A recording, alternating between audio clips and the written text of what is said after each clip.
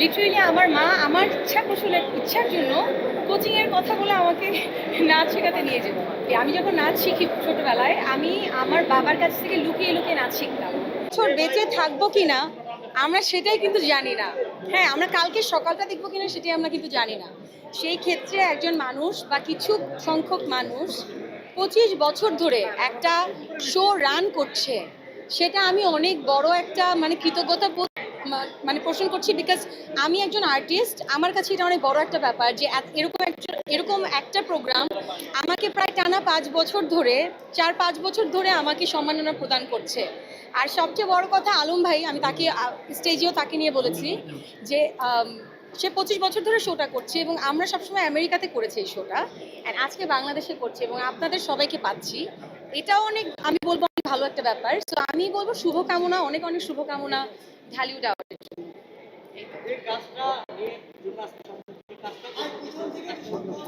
By the way, Fanda কিন্তু আমার জন্য অনেক স্পেশাল, কারণ আমি আমার ফিল্ম শুরু করার আগে আমি প্রায় 2 মাস একটা গ্যাপ নিয়েছি, 2 থেকে 2.5 মাস। 2.5 মাস আগে আমি লাস্ট কাজে শুটিং করেছি, টানা 7 দিন আমরা শুটিং করেছি। আমার এখনো মনে আছে, সিলেটের বিরিশির অনেক দূরে একটা জায়গা, আমরা টানা 7 দিন শুটিং করেছি এই নাটকের। অনেক কষ্ট করেছি আমরা পুরো টিম। সো আমি জানতাম না যে আমাকে ফান্দার জন্য সম্মাননা প্রদান করা হচ্ছে। সো অফকোর্স আমি বলবো এটা আমার জন্য অনেক বড় পাওয়া যে আমি লাস্ট যে নাটকটা করেছি সেটার জন্য আমাকে সম্মাননা প্রদান করা হচ্ছে।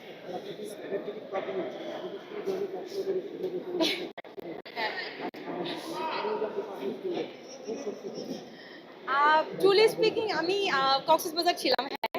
সো আমার একটা ফ্র্যাকচার হয় এখানে, ছোটোখাটো একটা ফ্র্যাকচারই বলবো, কারণ আমি সব কিছুকে একটু ছোটো করে দেখতে পছন্দ করি, স্পেশালি সিকনেস।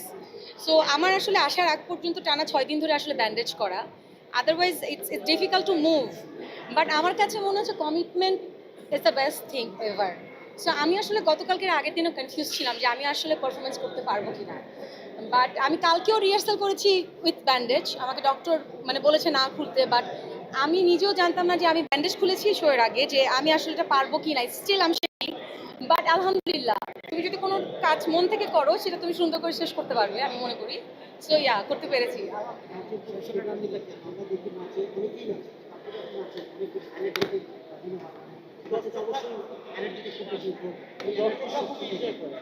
আলহামদুলিল্লাহ। একটা কথা বলি, আমি যখন নাচ শিখি ছোটবেলায়, আমি আমার বাবার কাছ থেকে লুকিয়ে লুকিয়ে নাচ শিখতাম। লিটারেলি আমার মা আমার ইচ্ছা পোষণের ইচ্ছার জন্য কোচিংয়ের কথা বলে আমাকে নাচ শেখাতে নিয়ে যেত। তো নাচটা আমার এতই ভালোবাসার একটা জায়গা যে আমি নাচটা যখন করি আমি বাই হার্ট করি, আমি যে কোনো কাজে বাই হার্ট করি। আর নাচটা যখন করি আমি চাই আমি যেমন এনজয় করি নাচ করতে, মানুষ দেখতেও যেমন মানে তেমন এনজয় করতে পারে। সো এটা চিন্তা করে আসলে করা। অবশ্যই। প্রথম ফিল্মটাতে আসলে দেখতে পাবো কিনা এখন পর্যন্ত শিওর না।